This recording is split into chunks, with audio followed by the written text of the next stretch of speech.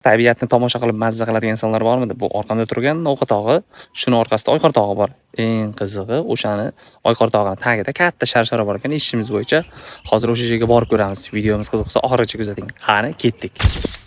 Xullas, qadrdonlar, mashinaga o'tirgan holda Oyqor tog'i hamon o'rlay boshladik va yo'lda ustida juda ko'plab piknik qilib o'tirgan insonlarni uchradik. Qoyil gap yo'q va birinchi sharsharaga ham yetib keldik.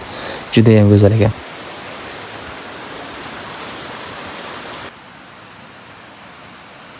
Va tepaga qarab yana o'rlay boshladik. Tepadan ham juda chiroyli ko'rinar ekan tabiat. Aytgandek, mendan archa gulladimi deganlar bor edi. Archalar ham gullab, juda ham boshqacha ajoyib hid chiqara boshladi. Mana shunaqangi ajib chiroyli bir naqshli toshlarni ham uchratdik.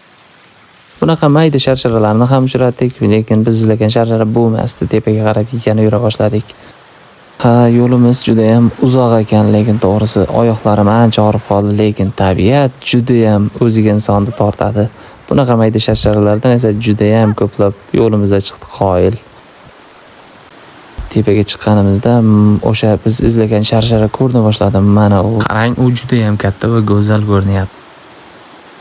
Mana men sizlarga aytgan o'sha katta sharsharalarning birinchisi. Bu ham qariyb balandligi bir 10 metrcha ekan.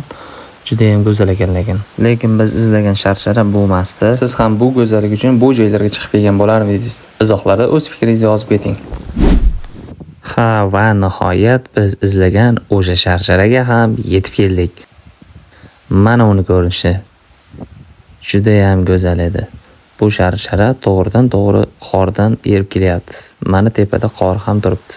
Qadrdonlar, videoga like bosish esdan chiqmasin. Obuna bo'lmagan bo'lsangiz, obuna bo'lib qo'ying.